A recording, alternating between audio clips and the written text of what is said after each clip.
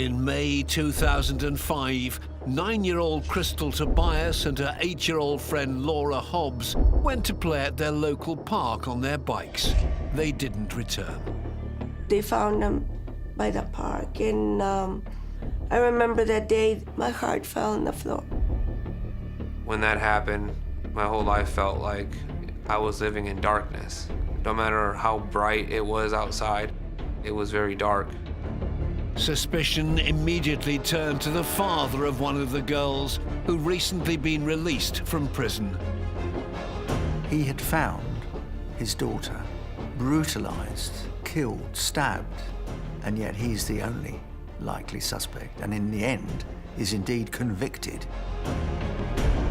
The grieving father spent 5 years behind bars before DNA uncovered the true killer who'd been hiding in plain sight all along. A family friend, Jorge Torrez. I didn't know what to think at that time. This was somebody that was coming back and hanging out with me after my sister was dead, and he was the one to do it. The double murder was just the beginning. 5 years later, a DNA trail would reveal Jorge Torrez as one of the world's most evil killers.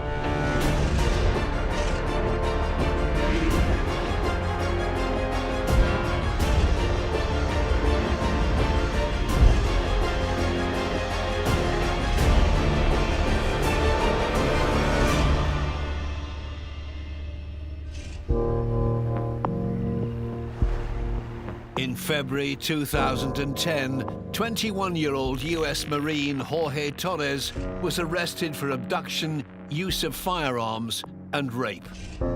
Theo Stamos was a lead prosecutor on the case. He didn't look menacing. He didn't look like someone who is your stereotypical serial murderer / rapist. That's actually what made it even more sinister, because he was so unassuming that way. After a series of targeted attacks on women in Arlington, Virginia, Torrez had been tracked down by police. These were just dedicated police officers on patrol in a suburb of Washington, D.C., who put together their observations, their surveillance, their police work, and helped to arrest a very, very dangerous guy. After his arrest, the subsequent investigation revealed Torrez was responsible for a lot more than anyone had expected. When we learned that he had been involved as I believe a 16-year-old, murdering these 2 young, innocent girls, it was mind-blowing. This killer's story began in Zion, Illinois, where Jorge Avila-Torrez was born in 1988. His father was a working-class guy, mother as well. So from what I could tell, he came from a pretty solid family. I don't think you could call him exactly a gregarious boy, rather sort of remote. I think he struggled somewhat at school and consoled himself by cycling around the area. He was a keen cyclist. It was whilst out cycling in the local neighborhood that Torrez met Alberto Segura, and the pair became friends. He was a really quiet guy. He didn't speak very much. He was a little older than I was, but he kept to himself. And somewhat like my sister, we were very nice. And if we see somebody by themselves, we will be like, hey, come here. What you doing? You want to come play with us? And that's kind of how it all happened. As Alberto got to know the 16-year-old, he noticed Torrez, known as George by his friends, spent little time with his family. He really did not like being at home. He didn't ever give me much details, but he wouldn't really talk really good about his parents. He would always say, oh, I can't wait to leave my house. Yeah, I can't wait to finally, get my own spot. Very often when we look at individuals like Torrez, they feel excluded. But when you speak to the members of their family, it's very clear that that wasn't the case, but it's that perception of exclusion that matters here. When the 2 teens started to take an interest in girls, this feeling of exclusion would be exacerbated as an awkward Torres struggled to connect with the opposite sex. I remember examples of when like George would be like, well, dude, how do you get girls, man? Like, it seems like girls just want to date you all the time. There's quite clear evidence that Torres was very jealous of Alberto, who seemed to be able to meet girls at any instant and befriend them. So when I was dating this gal named Jenny, there will be a time where he'll come with me. And he would always have an expression on his face, like, what am I doing wrong? Like, how did he get her? And what's wrong with me type of look. So here we have this tension that's developing. He feels an entitlement to be dating, but the women he wants to date don't want to date him. So they become almost like an enemy that he has to defeat. All the girls would be like, no, get away from me. And I'm just like, I don't know why they're doing that to you, George, but you're coming off weird. I would notice that, you know what, maybe there's something wrong here with just how he's talking to women. It wasn't just how Torres was talking to women that gave Alberto cause for concern. There's an example where he tied a girl to a trampoline, like being funny, but that ain't funny. They were jumping around, just having a good old time. Then the girls are like versus the boys, and the boys versus the girls type of situation. And then he took it too far and then grabbed like a jump rope and tied her to the pole of the trampoline and kind of was like, now you're stuck. What are you gonna do? This is a really concerning story in his background because it shows that he wants to dominate women. He wants to humiliate women. Little by little is where I would be like, you know what, maybe I need to keep a distance. And I did. The friends saw less and less of each other until Mother's Day 2005. That fateful day began like any usual Sunday for Alberto. I was walking home, and it had to be like 8, 9 o'clock in the morning.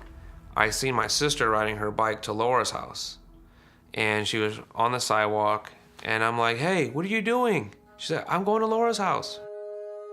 9-year-old Laura Hobbs had become best friends with Alberto's little sister, Krystal, soon after her family moved into the neighborhood. Their relationship was really close. They would do everything together. I mean, when I say everything, I mean everything. And they would have sleepovers. They both liked the same things. They both liked planting. And so they had a connection. They both liked riding their bikes together. Whatever they can do together, they would. The girls would usually be out on their bikes until dinner time, but on this particular day, they didn't return. The sun was starting to go down a little bit. It was around maybe 6, 7 o'clock, and usually Laura's home at a much earlier time. Alberto and Krystal's mum, Marina, was at home preparing a family meal. As soon as I was gonna start dinner, Laura's mom came to my house to ask if Laura was there. I said, no. And so her mom was already kind of freaking out. I didn't think nothing of it. I'm like, well, let's go ask Krystal. Let's see where she's at. Like, you know, let's ask her if she knows where Laura's at. And I realized, like, well, she ain't here. Krystal is not here. But I didn't thought right away nothing bad. We started looking, and that's when we didn't find her, and asking the neighbors, and that's when we got nervous and anxious. Laura's mom and my mom decide, well, let's call the cops, you know, because they're never out past this time. They're always somewhere where they can be seen. A few friends of mine, we got on our bikes and we started going around the whole neighborhood trying to find her. The entire community of Zion rallied together, and as police arrived to join the search, fears started to mount for the girl's safety. I remember a police officer, once I pulled up to the front of the house, I'm like, whoa, this is serious. It's like, my sister is missing at the moment, and it was becoming more scary. I was feeling really bad because not knowing where she was or with who, and or who would have taken her or something. I was thinking the worst, actually. Everyone was looking for her. There was at least 20, 25 people out walking around in different directions and different pockets of people looking around. One of the people who takes part in that initial search is Jorge Torrez. I remember him riding his bike around. He wasn't in my group, but I remember him riding his bike. With no sign after hours of searching, Alberto and Marina returned home to wait for news. Police and family continued to search. As night falls, the search for Krystal and Laura is called off. But Jerry Hobbs and Laura's grandfather, Art, keep on searching through the night. I was just hoping to find her. I just wanted her to come back. It even shocked me and my husband and my kids. We would never thought that something so bad could happen. It would be an agonizing night for the families of the young girls, and the following morning their worst fears were confirmed. Desperate for news, Krystal's mother, Marina, went to the Hobbs house the following morning. I went to hers, and that's when she said, "You don't know yet." I said, "What?" I said that they found them in the park.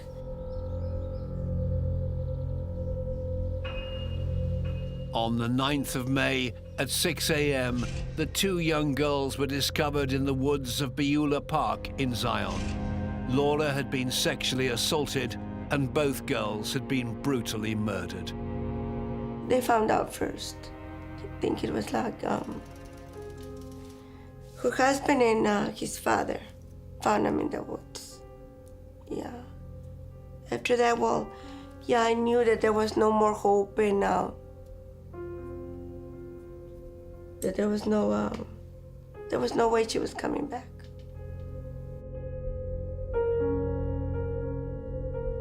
My mom tells my dad that my sister was found and that she was dead. My dad ran upstairs. He was crying. It was the first time I've ever seen him cry. My brothers woke up. They heard everything and they were sobbing. They were crying loud. My youngest brother, David, he that was his best friend, so he was devastated.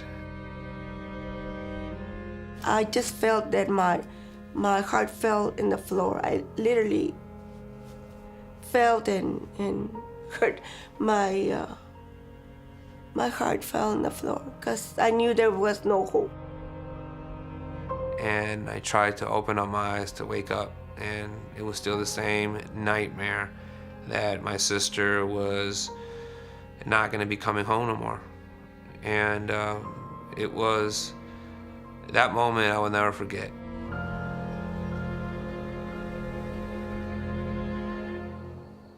With no murder weapon and little evidence recovered from the scene, police were desperately looking for leads. Suspicion turned to Laura Hobbs's father, Jerry, who'd been the one to find the girls that morning. They wouldn't say, right? Because they didn't know who it was. Then later on, I found out that they were accusing Laura's father. Laura's dad has done some crazy things in Texas. That he was chasing people with chainsaws. He was very destructive. And he's been in jail multiple times for drug abuse and for just being very violent. The police jump to conclusions. Perhaps understandably, but nevertheless do, that Jerry Hobbs is in fact the killer of these two girls. And they interrogate him intensively for 24 hours in that May of 2005. And in the end, Jerry Hobbs confesses. Well, it was hard to think that somebody could do that to his own daughter and somebody else's daughter. It just didn't make sense, though, that why would a father do that? And I was thinking, well, there was money missing. You think he was just got so angry that he'd take it out on the girls like this? None of it made sense. The police believe they had their killer, and Jerry Hobbs remained in custody, awaiting trial. Following the tragic loss of Krystal and Laura, the family and community in Zion were left devastated. A few days later, after that situation, we found flowers in our flower bed that my mom didn't plant. I know it had to have been my sister, and she did it for Mother's Day. And that's when things became more real. That's when I realized that she's really gone. And, you know, my little sister was just trying to do something special for my mom for Mother's Day. And, you know, and days later we see it. We obviously didn't notice it at the moment, at the time, because we were devastated. And then my mom's like, where do these flowers come from? And all I could think was her planting them with Laura.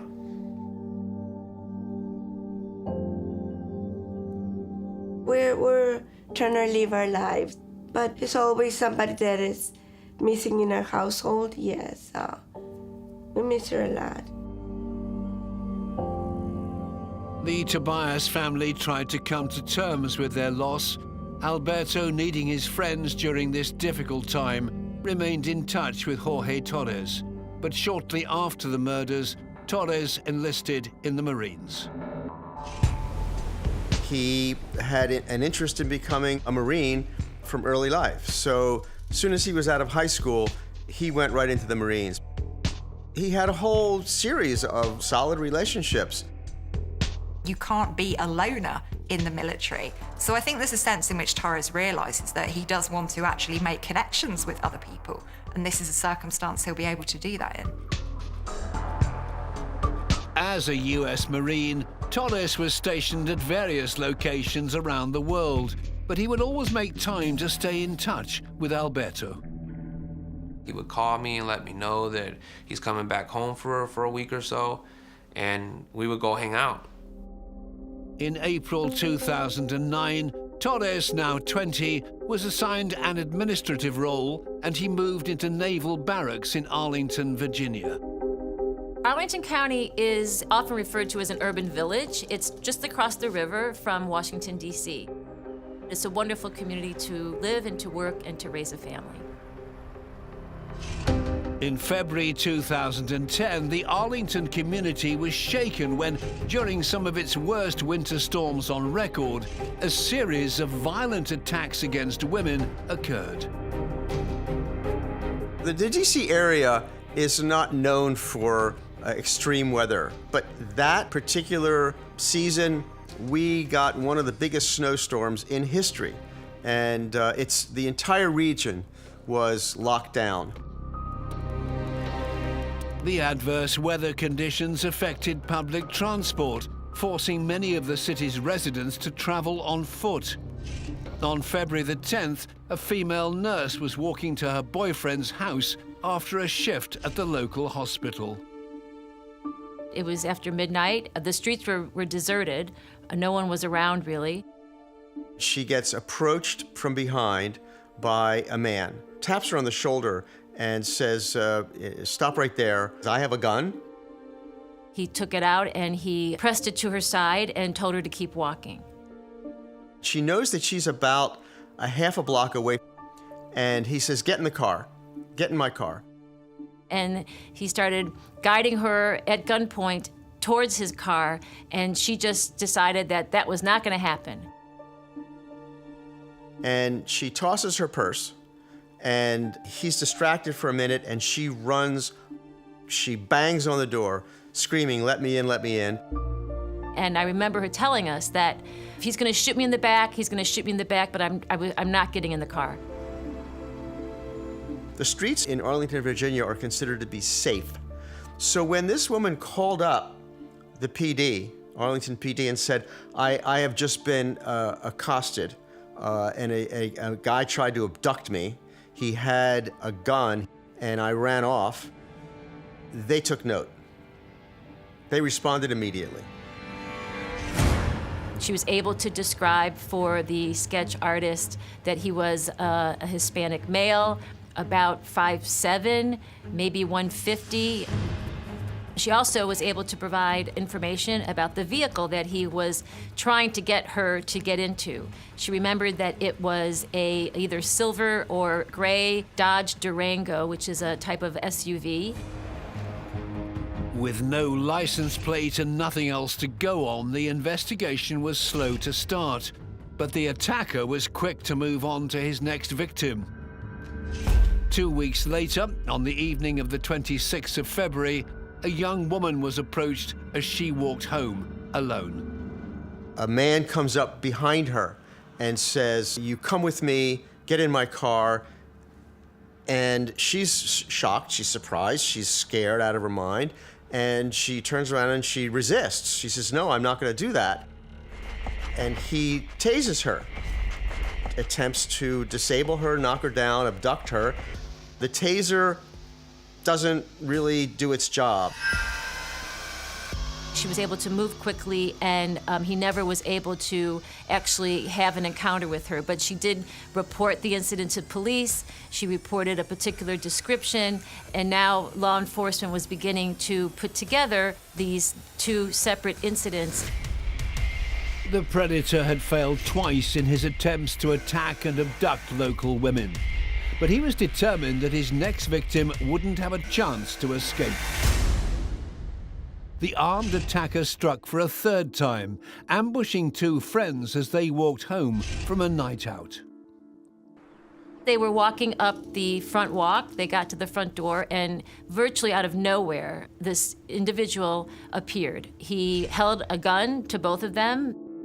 They were opening the door. He forced them into their own home. He made them sit on a sofa in the small living room. Of course, they were terrorized. They were paralyzed with fear. He says, "Is anybody else in the house?" And they say no, even though they know there's a roommate upstairs. They don't want to involve her. He then asked both girls to move into a first floor bedroom and push them into the room and force them at gunpoint. He then grabbed several appliances in the house. One was a vacuum cleaner and then also an iron, and he used those cords to bind the women. He doesn't do a very good job. And one of the young women is able to grab a cell phone out of her pocket because he hasn't patted her down, and she attempts to call 911. At which time he comes back in the room, sees her on the phone, takes the phone, smashes it against a wall, and now he's furious. It's unplanned. He's acting spontaneously. He is so determined that he's going to attack somebody on this evening that when he actually comes to do it, he's not quite sure of how to carry it through. With no apparent plan, the perpetrator dragged one of the women to his car before driving off.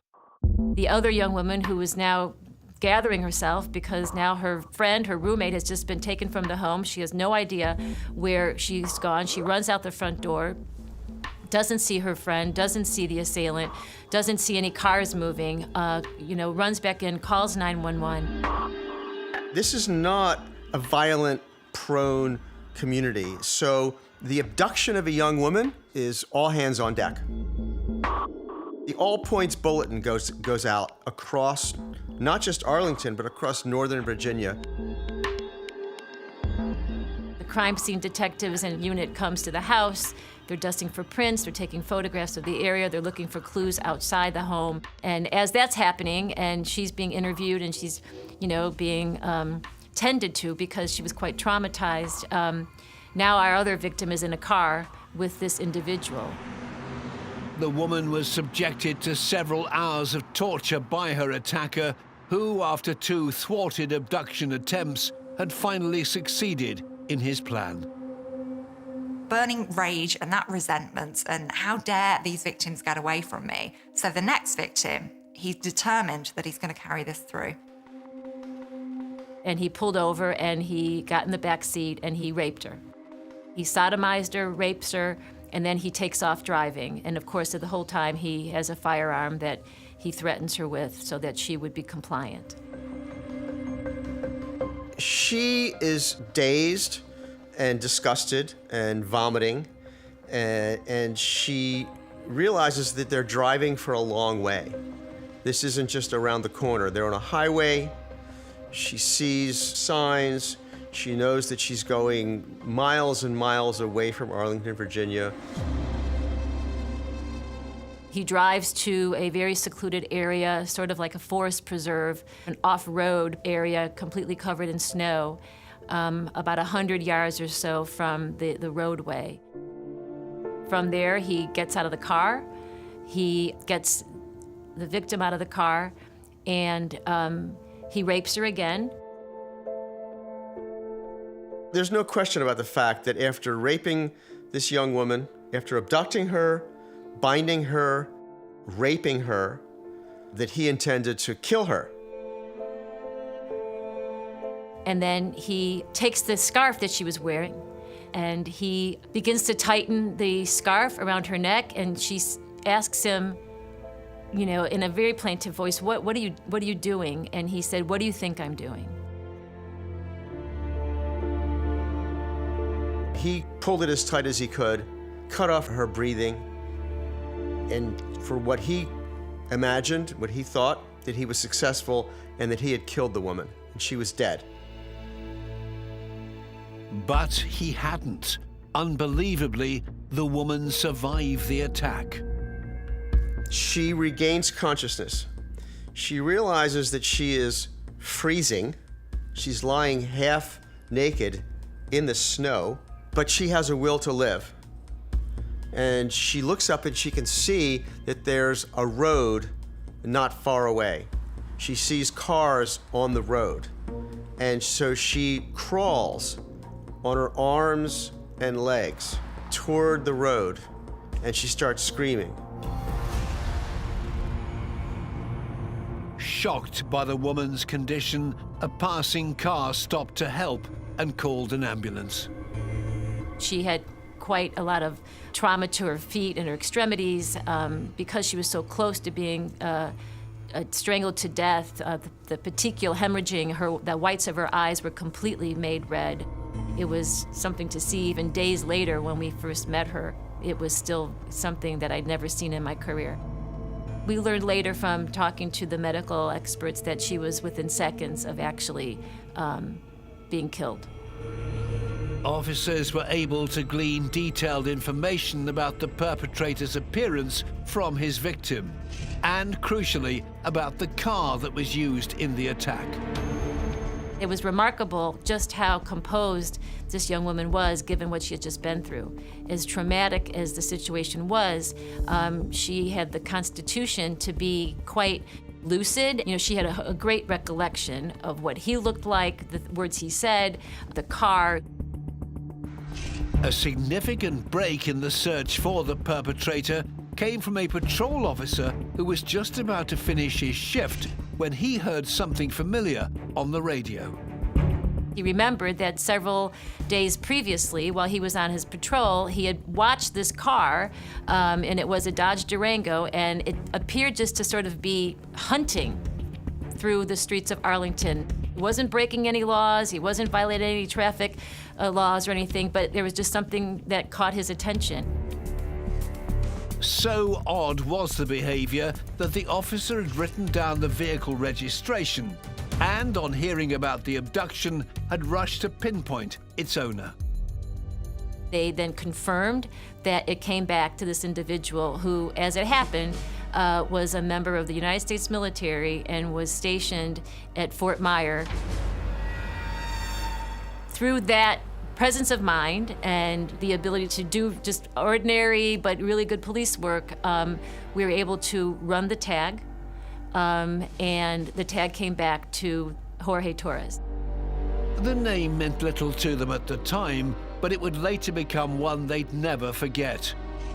Armed with a photo, detectives showed the victim, who was still receiving treatment in hospital for her injuries. And she identifies him. And she says, yes, that's the man that attacked me. Torres had no idea that he'd failed once again, and that the woman he'd attacked had survived and had his face etched in her brain. Naval Criminal Investigation Services were drafted in, and a team dispatched to the barracks on the 27th of February, 2010. They slowly drive through the garage, and they find the vehicle with a license plate, and they park there, and they wait.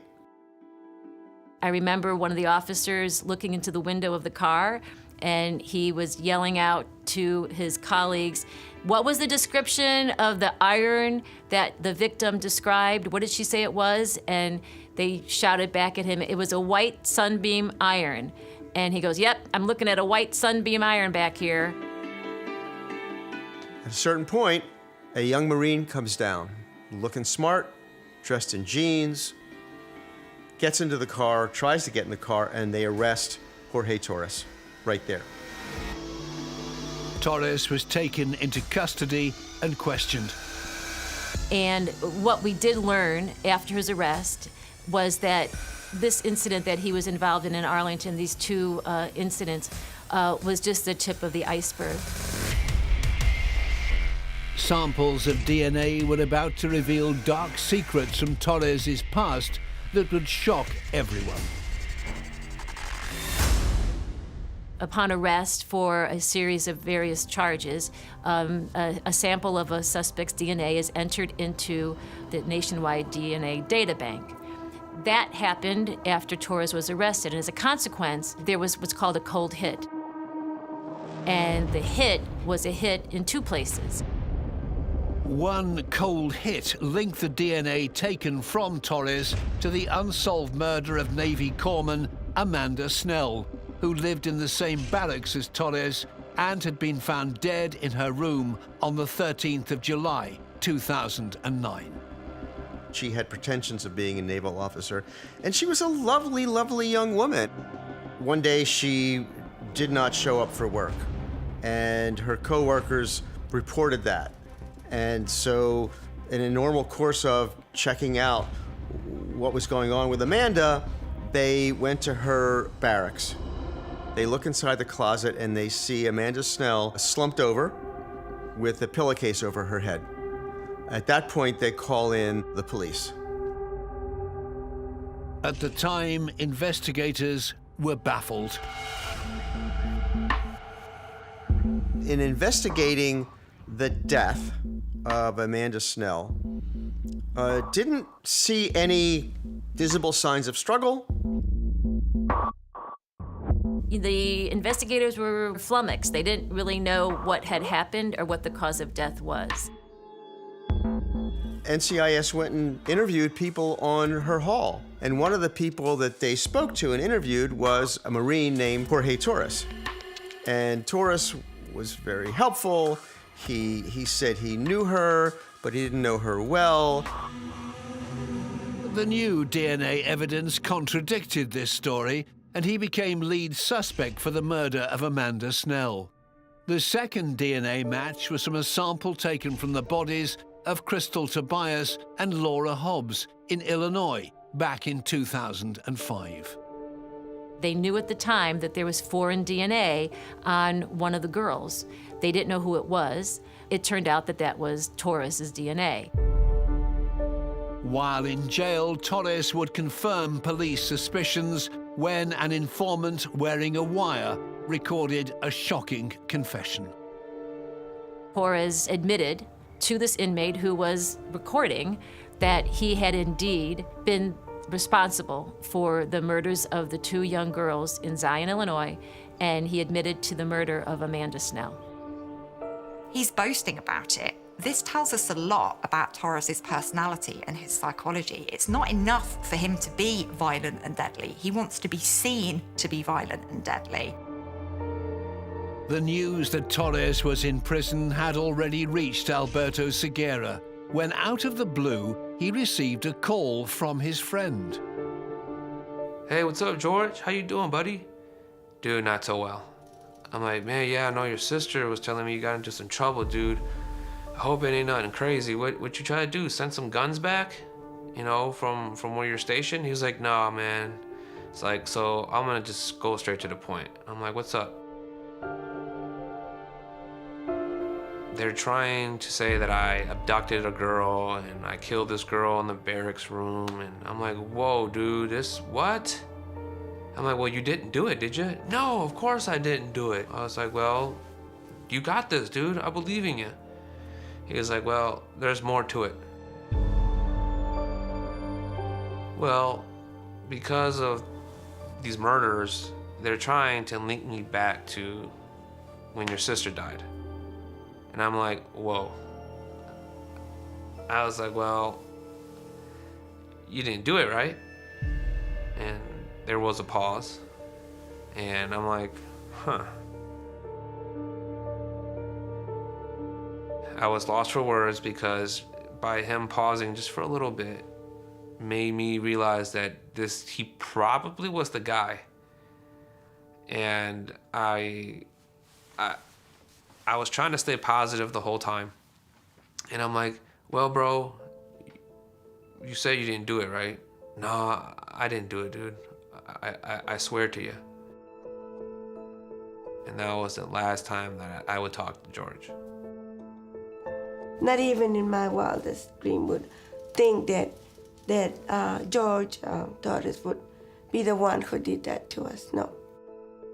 This was somebody that was coming back and hanging out with me after my sister was dead. And he was the one to do it. With Torres now the proven killer, in August 2010, Laura Hobbs' father, Jerry, was finally released from prison after serving 5 years for the murder of the 2 schoolgirls, a crime he didn't commit. He has claimed his innocence all along. He has said, I was forced to make that confession. I would never kill my daughter. It's absurd. I am wrongfully accused. I am wrongfully jailed. So when the truth comes out that it's Torres, he is totally vindicated. Hobbs would later go on to successfully sue Lake County. I felt real bad for Jerry Hobbs because he obviously went to prison and was accused of killing his daughter. And for 5 years, people were blaming Jerry Hobbs for killing both girls when it really wasn't him. On the 12th of October 2010, the first trial began in Arlington, where prosecutors brought 17 charges against Torres, including abduction, use of firearms, and rape. Torres pleaded not guilty. He didn't confess. So it forced the women who he had tried to abduct and the woman who he abducted and raped and tried to kill to relive those horrific events. We did have overwhelming evidence of guilt. We had the identity, we had him in the car, we had the victim's ID in the back of the car, we had her earring, her DNA in his car. So this was no longer a whodunit, it was maybe a why he did it. Torres was found guilty on 14 charges, and the 22-year-old was sentenced to 5 life terms plus 168 years in prison. The victims were tremendously gratified. There was a lot of hugging and crying and a sense of relief. In March 2014, Torres was back in court for the murder of Amanda Snell. He was found guilty and given the death penalty. It would be another 4 years in 2018 before Alberto and his family would finally see justice served for Krystal and Laura. It was an emotional trial. The judge was showing to the courtroom and everybody else that how the bodies of the girls that happened on Mother's Day, how they were laid out. And I happened just to peek and see it, and I fainted for just a second where I had to catch myself from falling. Marina and Alberto both testified against Torres. It was intimidating, but actually when I saw him and he looked at me, I really thought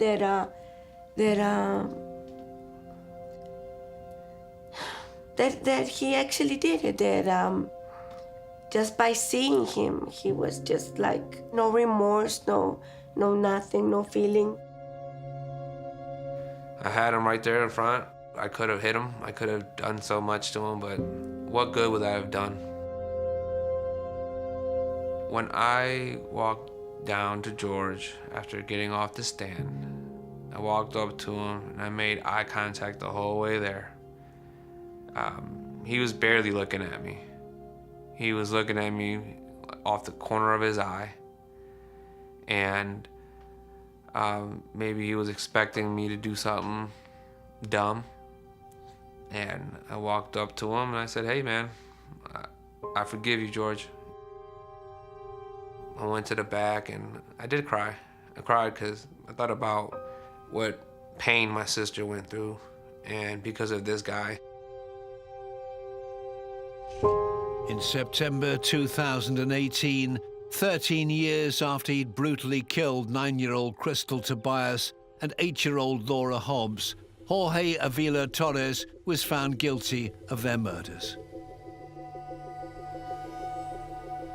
You have to step back and say, he almost got away with 2 murders. He came this close to getting away with murder, literally, of 2 young girls. Although already on death row, Torres had an additional 100 years added to his sentence. Jorge Torres was a U.S. Marine. He's the best of the best. And nobody knew that hiding inside this Marine was a true predator, was a true killer, and he was capable of horrendous acts of violence. He put us through a lot, so now that he's in jail and waiting for a death sentence, it's at least we found out that there's justice. Although that's not gonna bring my daughter back. I miss my daughter. I loved her so much. He took a piece of our family puzzle that can no longer be here. I would love to see my sister have her wedding and graduate high school. He took away memories that we won't be able to witness. He did take a piece of our hearts and a big chunk of our life away for our whole family. Jorge Torres was a prolific predator, capable of carrying out heinous and horrific acts against some of the most innocent in our society. His insatiable desire to hunt out his next victims had ultimately led to his demise. He will be forever remembered as one of the world's most evil killers.